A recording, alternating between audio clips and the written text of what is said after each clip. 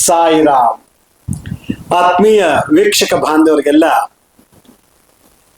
ಇವತ್ತಿನ ಕಾರ್ಯಕ್ರಮಕ್ಕೆ ಸ್ವಾಗತ ಸುಸ್ವಾಗತ. ವೀಕ್ಷಕರು, ಇವತ್ತು ನಾನು ನಮ್ಮ ಪ್ರಾಣದ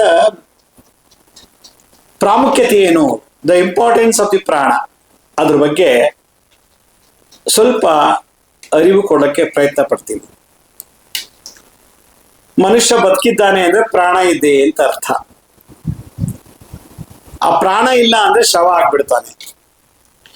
ಬಹಳ ರೂಪ ಇದೆ, ಒಳ್ಳೆ ಬ್ಯೂಟಿಫುಲ್ ಆಗಿದ್ದೀವಿ, ಕೋಟ್ಯಾಂತರ ರೂಪಾಯಿ ಆಸ್ತಿ ಇದೆ, ಚೆನ್ನಾಗಿ ಓದಿದ್ದೀವಿ, MLA MP ಮಿನಿಸ್ಟರ್ ಎಲ್ಲ ತರ ಇನ್ಫ್ಲೂಯೆನ್ಸ್ ಇದೆ, ಸಾಕಷ್ಟು ಆಸ್ತಿ ಪಾಸ್ತಿಗಳಿದೆ, ಎಲ್ಲ ಇದೆ. ಇದು ಯಾವುದು ನಮ್ಮ ಪ್ರಾಣ ಕಾಪಾಡೋದಿಲ್ಲ. ನಮ್ಮ ಪ್ರಾಣ ಇರೋದ್ರಿಂದಲೇ ಇವೆಲ್ಲ ಸಂಪಾದನೆ ಮಾಡಿದ್ದು. ಹಣ, ವಿದ್ಯೆ, ಉದ್ಯೋಗ, ಹಣಬಲ, ಜನಬಲ ಎಲ್ಲ. ಪ್ರಾಣ ಇಲ್ಲಾಂದ್ರೆ ಯಾವ್ದು ಕನೆಕ್ಟ್ ಆಗುತ್ತೆ? ಯಾವುದು ಕನೆಕ್ಟ್ ಆಗಲ್ಲ. ಹಾಗಾದ್ರೆ ಆಸ್ತಿಗಿಂತಲೂ ಮುಖ್ಯವಾದದ್ದು ಯಾವುದು? ಪ್ರಾಣ. ಲೈಫ್ ಫೋರ್ಸ್ ಅಂತ ಕರೀತಾರೆ. ಆ ಲೈಫ್ ಫೋರ್ಸ್ ಇಲ್ಲ ಅಂದ್ಮೇಲೆ ಶವ ಆಗ್ಬಿಡ್ತೀವಿ. ನಮ್ಮ ಬದುಕಿನಲ್ಲಿ ಪ್ರಾಣದ ಬಗ್ಗೆ ಒಂದು ಗಮನ ಬಿಟ್ಟು ಬಾಕಿದೆಲ್ಲದಕ್ಕೂ ಗಮನ ಕೊಡ್ತೀವಿ. ನಾಳೆ ಯಾರು ಮೋಸ ಮಾಡಬೇಕು, ಯಾರು ಕೊಲೆ ಮಾಡಬೇಕು, ಯಾರ ಹತ್ರ ಲಂಚ ತಗೋಬೇಕು, ಯಾರು ಹಿಡ್ಕೊಂಡು ಹೋದ್ರೆ ನನ್ನ ಕೆಲಸ ಆಗತ್ತೆ, ಇದ್ರ ಬಗ್ಗೆ ತುಂಬಾ ಪ್ಲಾನ್ ಮಾಡ್ತೀವಿ. ಆದ್ರೆ ನಮ್ಮ ಪ್ರಾಣ ರಕ್ಷಣೆ ಮಾಡೋ ಬಗ್ಗೆ ನಾವು ಯಾವತ್ತೂ ಗಮನ ತಗೊಳಲ್ಲ. ನನ್ನ ಹತ್ರ ಒಂದು ಹೆಂಗಸು ಬಂದು ಕೇಳ್ತಾ ಇದ್ರು, ನನ್ನ ಗಂಡ ಯಾವುದೋ ಒಂದು ಹೆಂಗಸನ್ನ ಚಟ್ಟಕ್ಕೆ ಸಿಕ್ಕಾಕೊಂಡ್ಬಿಟ್ಟು ಅವಳು ನನ್ನ ಗಂಡ ವಶೀಕರಣ ಮಾಡ್ಕೊಂಡ್ಬಿಟ್ಟು ಅವಳೇನು ಸರಿಯಾಗಿ ನೋಡ್ಕೋತಿದ್ದವಳೋ ಏನೋ ಗೊತ್ತಿಲ್ಲ. ನನ್ನ ಹತ್ರ ಇದ್ದಾಗ ಗಂಡ ತುಂಬಾ ಚೆನ್ನಾಗಿದ್ದ, ಇವಾಗ ಅವನನ್ನ ವಶೀಕರಣ ಮಾಡ್ಕೊಂಡು ಸೈಟ್ ಬರ್ಸ್ಕೊಂಡ್ಬಿಟ್ಟಿದ್ದಾಳೆ ಅವಳ ಹೆಸರಿಗೆ. ಸಾಕಷ್ಟು ದುಡ್ಡನ್ನ ನನ್ನ ಗಂಡನಿಂದ ತಗೊಂಡ್ಬಿಟ್ಟಿದ್ದಾಳೆ. ಬ್ಯಾಂಕ್ ಅಕೌಂಟ್ ಅಲ್ಲಿ FD ನೆಲ್ಲ ಇವಳು ಹೆಸರು ಮಾಡಿಸ್ಕೊಂಡಿದ್ದಾಳಂತೆ. ಎಷ್ಟೋ ಇದನ್ನ FD ಫಿಕ್ಸ್ಡ್ ಡಿಪಾಸಿಟ್ ಎಲ್ಲ ಇವಳ ಹೆಸರು ನಾಮಿನೇಷನ್ ಮಾಡಿಸಿದಂತೆ ಇಟ್ಕೊಂಡಿರೋಳು. ಆ ಅಮ್ಮಗಳು ಅಂತ ಹೇಳ್ತಾ ಇದ್ದಾಳೆ, ನನಗೆ ಗಂಡನ ಆಸ್ತಿ ಬೇಡ, ನನ್ ಗಂಡ ಬೇಕು. ಆದ್ರೆ ನನ್ನ ಗಂಡ ಇನ್ನೊಬ್ಳ ಜೊತೆ ಸೇರ್ಕೊಂಡು ಅವಳ ಕಪಿಮುಷ್ಟಿನಲ್ಲಿ ಸಿಕ್ಕಾಕೊಂಡು ಸೈಟ್ ಎಲ್ಲ ಅವಳು ಬರ್ಕೊಟ್ಟ, ಮನೆ ಅವಳಿಗೆ ಬರ್ಕೊಟ್ಟಿದ್ದಾನೆ, ದುಡ್ಡೆಲ್ಲ ಅವಳ ಹೆಸರಲ್ಲಿ FD ಇಟ್ಬಿಟ್ಟಿದ್ದಾನೆ. ಎಲ್ಲದಲ್ಲೂ ನನ್ನ ಗಂಡ ಮೋಸ ಮಾಡಿದ್ದಾನೆ. ಹಾಳಾಗೋಗ್ಲಿ, ನನಗೆ ಗಂಡ ಬೇಕು, ನನ್ನ ಮಕ್ಕಳಿಗೆ ತಂದೆ ಬೇಕು. ಇದನ್ನ ಪಾಪ ಅವಳು ಗುಳು ಅಂತ ಹೇಳ್ತಾ ಇದ್ರು. ಒಂದು ಸ್ತ್ರೀ ಕಪಿಮುಷ್ಟಿಗೆ ಸಿಕ್ಕಾಕೊಂಡ್ಬಿಟ್ಟು ಗಂಡ ಎಲ್ಲವನ್ನು ಕಳ್ಕೊಂಡ್ಬಿಟ್ಟಿದ್ದಾನೆ. ಮದುವೆ ಆಗಿರೋ ತಾಲಿ ಕಟ್ಟರೋ ಹೆಂಡತಿಗೆ ಒಂದು ಗುರುಗಂಜಿ ಗಾತ್ರ ಆಸ್ತಿ ಇಲ್ಲ, ಮಕ್ಳಿಗೆ ಫೀಸ್ ಕಟ್ಟಲ್ಲ. ಅವಳು ಇವನ್ನ ಗೌರ್ಮೆಂಟ್ ಅಧಿಕಾರಿ ಅಂತ ಹೇಳಿ ಆ ಗೌರ್ಮೆಂಟ್ ಅಧಿಕಾರಿನ ವಶೀಕರಣ ಮಾಡ್ಕೊಂಡ್ಬಿಟ್ಟು ವಿಡಿಯೋ ಎಲ್ಲ ಮಾಡ್ಕೊಂಡ್ಬಿಟ್ಟು ಅವನು ನನ್ ಬಿಟ್ಟು ಹೋಗ್ಬಾರ್ದು, ಮೊದಲನೇ ಹೆಂಡತಿ ಹತ್ರ ಇನ್ ಯಾರ ಹತ್ರಕ್ಕೋ ಹೋಗ್ಬ, ನನ್ನ ಕಂಪ್ನಿ ಮುಷ್ಟಿಲೇ ಇರ್ಬೇಕು. ಮೊದಲನೇ ಹೆಂಡತಿ ಮನೆಗೆ ಹೋಗಿ ಆಗ್ಲೇ 6-7 ತಿಂಗಳಾಗಿದ್ದಂತೆ. ಯಾವಾಗಲೂ ಎರಡನೇ ಹೆಂಡತಿ ಇಟ್ಕೊಂಡಿರೋ ಜೊತೆ ಓಡಾಡ್ತಾನಂತೆ. ಅವನು ನಾನು ಮದ್ವೆ ಆಗಿದ್ದೀನಿ, ನನ್ನ ಮಕ್ಳಿದೆ ಅನ್ನೋದೇ ಮರ್ತು ಬಿಟ್ಟಿದ್ದಾನೆ. ಆ ಲೆವೆಲ್ಗೆ ಪ್ರಯೋಗ ಮಾಡಿ ಅವಳಿಗೆ ಒಂಥರ ಏನು, ಆಫೀಸಲ್ಲೂ ನೆಮ್ಮದಿಯ ಕೆಲಸ ಮಾಡಕ್ಕಾಗಲ್ಲ. ಪದೇ ಪದೇ ಫೋನ್ ಮಾಡ್ತಾಳೆ, ಎಲ್ಲಿ ಹೋಗ್ತಿದ್ಯಾ, ಎಲ್ಲಿ ಬರ್ತಿದ್ಯಾ.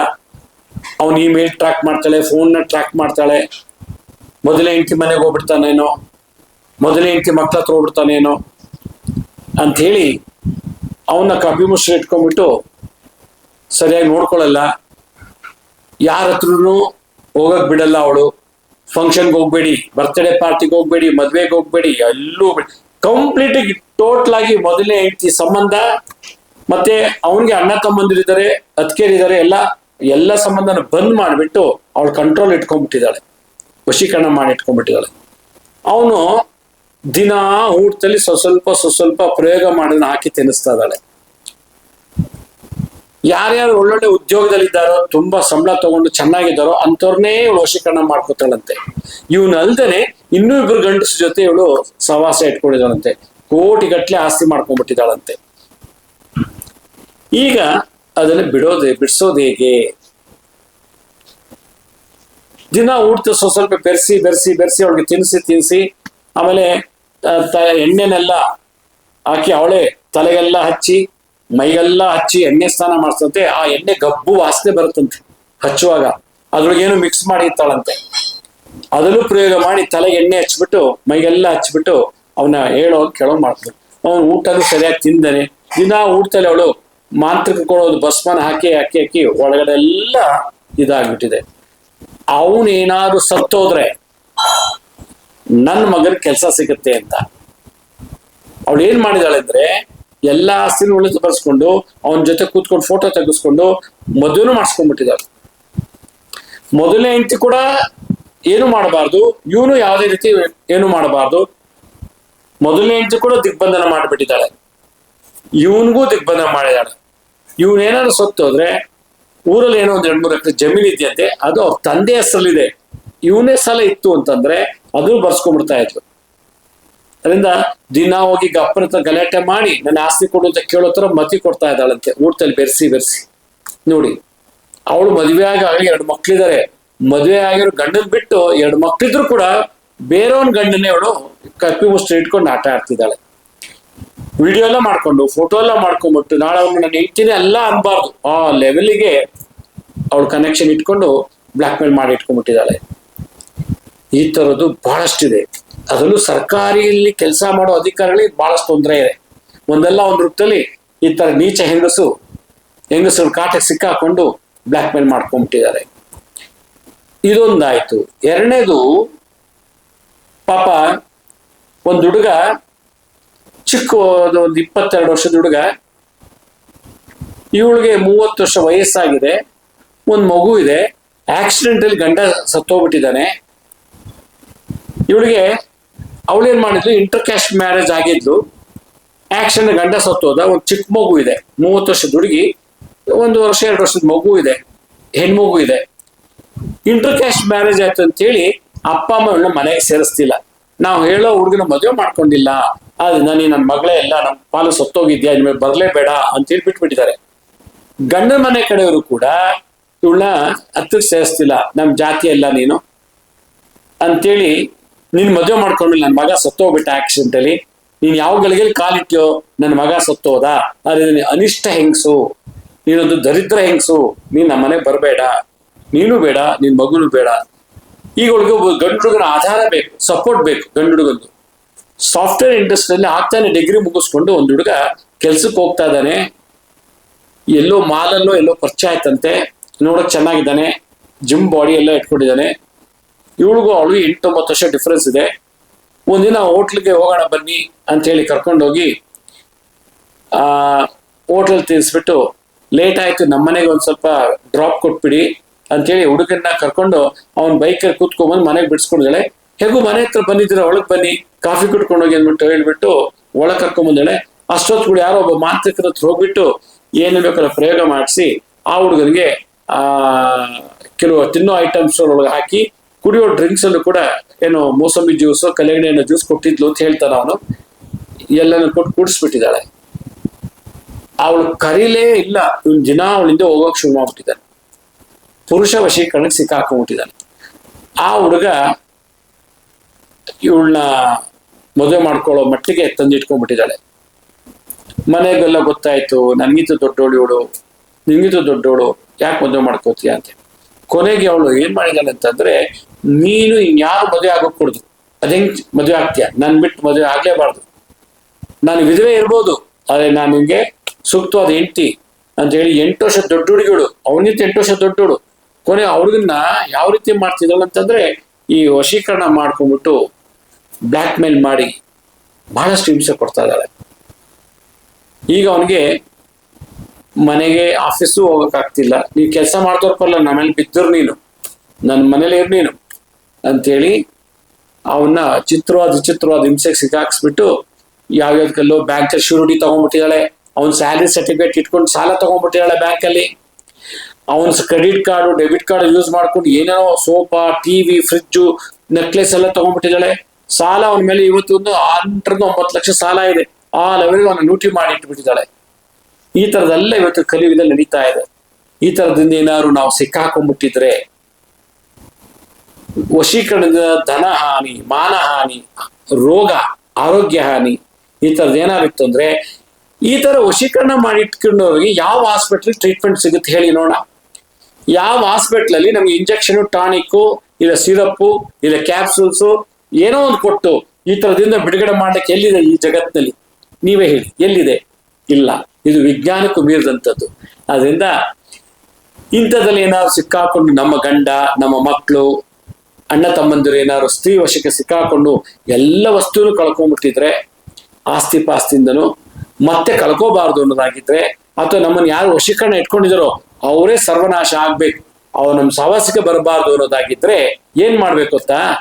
ವಿದ್ವೇಷಣ ಪ್ರಯೋಗದ ಮಂತ್ರತಂತ್ರಗಳನ್ನ ಮಾಡ್ಬೇಕು. ನಿಮ್ಗೆ ಅದು ಮಾಡಕ್ಕಾಗುತ್ತೋ ಇಲ್ಲೋ ಗೊತ್ತಿಲ್ಲ. ಆದ್ರಿಂದ ಈ ತರದಲ್ಲಿ ಗೊಂದಲ ಸಿಕ್ಕಾಕೊಂಡು ನಲ್ತಿರುವಂತವ್ರಿಗೆ ಇದೇ ತಿಂಗಳು 18ನೇ ತಾರೀಕು ಯುಗಾದಿ ಅಮಾವಾಸ್ಯೆ ದಿವಸ, ಹಳೆ ವರ್ಷ ಮುಗಿತಾ ಇದೆ, ಹೊಸ ವರ್ಷ ಪ್ರಾರಂಭ ಆಗ್ತಾ ಇದೆ. ವಿಶ್ವಾವಸ ಸಂವತ್ಸರ ಮುಗಿತು, ಪರಾಭವ ಸಂವತ್ಸರ ಪ್ರಾರಂಭ ಆಗ್ತದೆ. ಆ ಒಂದು ಸಂಧಿ ಕಾಲದಲ್ಲಿ ಅಮಾವಾಸ್ಯೆ ದಿವಸ ಬೆಂಗಳೂರಿನಲ್ಲಿ ನಾವು 21 ವೆರೈಟಿ ಕಾಳಿಯರು, 21 ವೆರೈಟಿ ದುರ್ಗಿಯರು, 10 ದಶಮಹಾಕಾಳಿಯರು ಮತ್ತು 40ಕ್ಕಿಂತ ಹೆಚ್ಚು ಮಹಾಪ್ರತ್ಯಯರ ಮಂತ್ರಗಳಿಂದ ಪೂಜೆ, ಹವನ, ಹೋಮ, ಯಾಗವನ್ನ ಮಾಡ್ತಾ ಇದ್ದೀವಿ.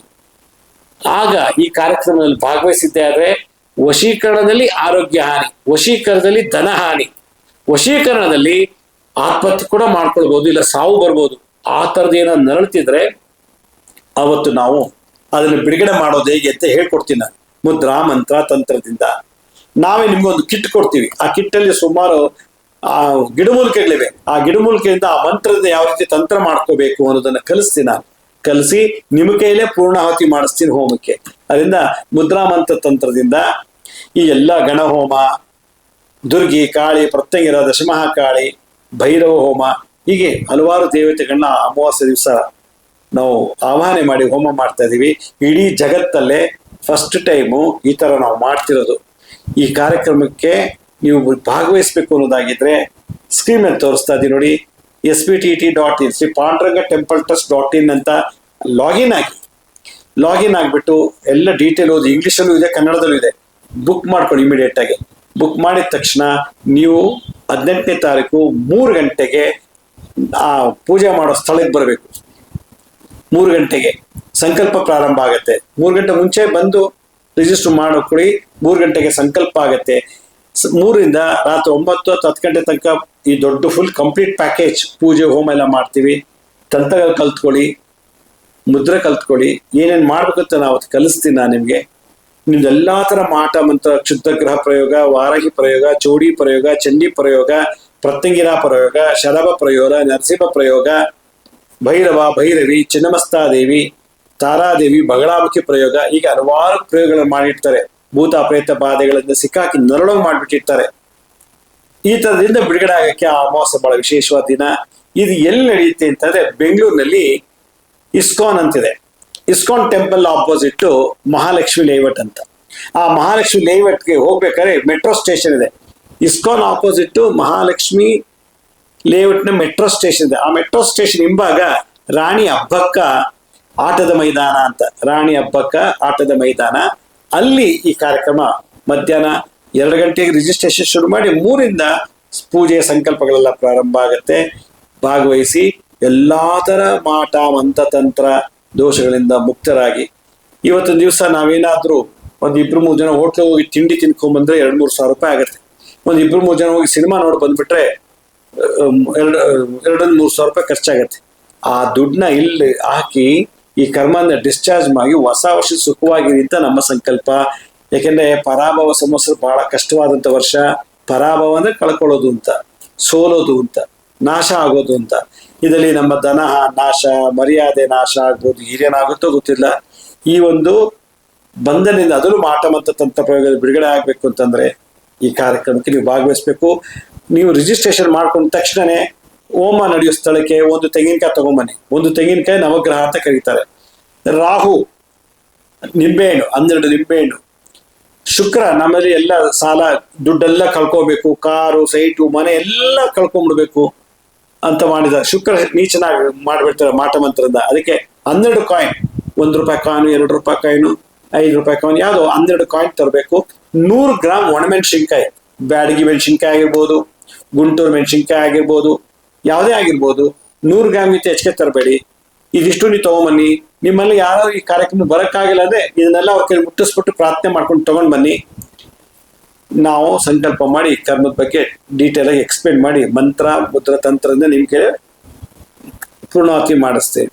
ಬರ್ಬೇಕಾದ್ರೆ ಒಂದು ಬ್ಯಾಗ್ ಕೂಡ ತಗೊಂಬನ್ನಿ, ಸಣ್ಣ ಬ್ಯಾಗು, ಪ್ರಸಾದ ಕೊಡ್ತೀವಿ. ನಾವು ನಿಮ್ಗೊಂದು ಕಿಟ್ ಕೊಡ್ತೀವಿ. ಆ ಕಿಟ್ ಅಲ್ಲಿ ಎಲ್ಲಾ ತರ ಗಿಡಮೂಲಿಕೆಗಳಿರ್ತದೆ. ಆ ಹೋಮಕ್ಕೆ ಸಂಬಂಧಪಟ್ಟಂತೋ, ಆ ದೋಷಕ್ಕೆ ಸಂಬಂಧಪಟ್ಟಂತೋ, ಮಂತ್ರಕ್ಕೆ ಸಂಬಂಧಪಟ್ಟಂಥದ್ದು ಅದನ್ನ ನಿಮ್ ಕೈಲಿ ಕೊಟ್ಟು ತಂತ್ರ ಮಾಡಿಸಿ ಹೋಮಕ್ಕೆ ಪೂರ್ಣಾವತಿ ಮಾಡಿಸ್ತೀವಿ. ಈ ಕಾರ್ಯಕ್ರಮಕ್ಕೆ ತಾವೆಲ್ಲರೂ ಬನ್ನಿ. ಮತ್ತೆ ನಿಮ್ಮ ಫ್ರೆಂಡ್ಸ್ಗೂ ಹೇಳಿ, ಅಕ್ಕಪಕ್ಕದ ಮನೆಯವ್ರಿಗೂ ಹೇಳಿ, ಬಂಧು ಮಿತ್ರರಿಗೆ ಹೇಳಿ. ಅವರು ಕೂಡ ಕಷ್ಟದಿಂದ ಪಾರಾಗಬೇಕು. ಇದು ವಿಜ್ಞಾನಕ್ಕೆ ಮೀರಿದಂಥದ್ದು. ಯಾವ ಡಾಕ್ಟರ್ ಕೂಡ ಇದನ್ನ ನೋಡಕ್ಕಾಗಲ್ಲ, ಕ್ಲೀನ್ ಮಾಡಕ್ಕಾಗಲ್ಲ, ಔಷಧಿ ಕೊಟ್ಟು ಕ್ಯೂರ್ ಮಾಡಕ್ಕಾಗಲ್ಲ. ಇದು ವಿಜ್ಞಾನ. ಕಲಿಯುಗದಲ್ಲಿ ಬಹಳ ವಿಶೇಷ. ಈ ತರದಿಂದ ನಾವು ನರಳ್ತಾ ಇದ್ರೆ, ಮುಕ್ತರಾಗಬೇಕು ಅಂತಂದ್ರೆ, ಹೊಸ ವರ್ಷದಿಂದ ಆರಾಮ ಸಂತೋಷವಾಗಿ ಇರಬೇಕು ಅನ್ನೋದಾಗಿದ್ರೆ ಕೂಡಲೇ ಆ ಲಿಂಕ್ ತೋರಿಸ್ತಾ ಇದ್ರೆ ಅದ್ರ ಮೇಲೆ ಕ್ಲಿಕ್ ಮಾಡಿ ಬೇಗ ರಿಜಿಸ್ಟ್ರೇಷನ್ ಮಾಡ್ಕೊಳ್ಳಿ. ಬಹಳ ವಿಶೇಷವಾದಂಥದ್ದು ಈ ಕಾರ್ಯಕ್ರಮ. ನಾನು ಆಗ್ಲೇ ಜಗತ್ತಿನ ಮೊಟ್ಟ ಮೊದಲು ಮಾಡ್ತಾ ಇರೋದು, ಯಾರೂ ಮಾಡಿಲ್ಲ. ಈ ಒಂದು ಕಾರ್ಯಕ್ರಮದಲ್ಲಿ ಭಾಗವಹಿಸಿ ಪೂರ್ತಿ ವೆಬ್ಸೈಟ್ಗೆ ಹೋಗಿ ನೋಡ್ಬಿಟ್ಟು ರಿಜಿಸ್ಟ್ರೇಷನ್ ಮಾಡಿ. ಈ ಕಾರ್ಯಕ್ರಮಕ್ಕೆ ಎಲ್ಲರೂ ಬನ್ನಿ. ನಾನು ಅವತ್ತು ನಿಮ್ಮನ್ನ 18ನೇ ತಾರೀಕು ಮಧ್ಯಾಹ್ನ 3 ಗಂಟೆಗೆ ನಿಮ್ಮನ್ನು ಮೀಟ್ ಮಾಡ್ತೀನಿ. ಕೊನೆಯದಾಗಿ ನಮ್ಮ ಹಳೆ ಸಂಚಿಕೆ ಯಾರು ನೋಡಕ್ಕಾಗಿಲ್ವೋ, ನಮ್ಮ ಶಿರಡಿ ಸಾಯಿ ಭಿಕ್ಷಾ ಕೇಂದ್ರ ಮತ್ತೆ ಹೆಲ್ತ್ ಸೈನ್ಸ್ ಅಂತ 2 ಯೂಟ್ಯೂಬ್ ಚಾನಲ್ ಇದೆ. ಈ ಜೊತೆಗೆ SSVK ಜ್ಞಾನೋದಯ ಅಂತ ಒಂದು ಮ್ಯೂಸಿಕ್ ಚಾನಲ್ ಇದೆ. 3ಕ್ಕೆ ಸಬ್ಸ್ಕ್ರೈಬ್ ಮಾಡ್ಕೊಳ್ಳಿ. ಪಕ್ಕದ ಬೆಲ್ ಬಟನ್ ಪ್ರೆಸ್ ಮಾಡಿ. ನೋಡಾದ್ಮೇಲೆ ಲೈಕ್ ಅನ್ನ ಬಟನ್ ಪ್ರೆಸ್ ಮಾಡಿ. ಆ ನೋಡಿದಂತ ಲಿಂಕ್ ಅನ್ನು ನಿಮ್ಮ ಬಂಧು ಮಿತ್ರರಿಗೆ ವಾಟ್ಸಪ್ ಮುಖಾಂತರ, ಇಮೇಲ್ ಮುಖಾಂತರ ಶೇರ್ ಮಾಡಿ. ಗುರುಜಿ ಲಕ್ಷ್ಮೀ ಶ್ರೀನಿವಾಸ್ ಅಂತೇಳಿ ಫೇಸ್ಬುಕ್, ಇನ್ಸ್ಟಾಗ್ರಾಮು, ಟ್ವಿಟ್ಟರ್, ಲಿಂಕ್ಡ್ಇನ್ ಅಲ್ಲಿ ಕೂಡ ನಾವು ಟೈಮ್ ಟು ಟೈಮ್ ನಾವು ಅಪ್ಲೋಡ್ ಮಾಡ್ತಿದ್ವಿ ಎಲ್ಲ ಇನ್ಫಾರ್ಮೇಶನ್. ಅಲ್ಲೂ ನಿಮ್ಗೆ ಬಹಳಷ್ಟು ಇನ್ಫಾರ್ಮೇಶನ್ ಸಿಗುತ್ತೆ. ಅಪಾಯಿಂಟ್ಮೆಂಟ್ಸ್ ಬೇಕಿದ್ರು www.lakshmisrinivas.in ಅಂತ ನೀವೇ ಲಾಗಿನ್ ಆಗಿ ಯಾವ ಡೇಟ್ ಯಾವ ಟೈಮ್ಗೆ ಅಪಾಯಿಂಟ್ಮೆಂಟ್ ಬುಕ್ ಮಾಡ್ಕೋಬಹುದು ಅಂತ ಹೇಳ್ತಾ ಇವತ್ತಿನ ಸಂಚಿಕೆ ಮುಗಿಸ್ತೀನಿ. ಇದೇ ರೀತಿ ನಾಳಿನ ಸಂಚಿಕೆಯಲ್ಲಿ ಮತ್ತೊಂದು ವಿಶೇಷವಾದಂತ ಮಾಹಿತಿಯೊಂದಿಗೆ ತಮ್ಮನ್ನ ಭೇಟಿ ಮಾಡ್ತೀನಿ. ಅಲ್ಲಿವರೆಗೂ ನನ್ನ ನಮಸ್ಕಾರ. ಸಾಯಿರಾಮ್.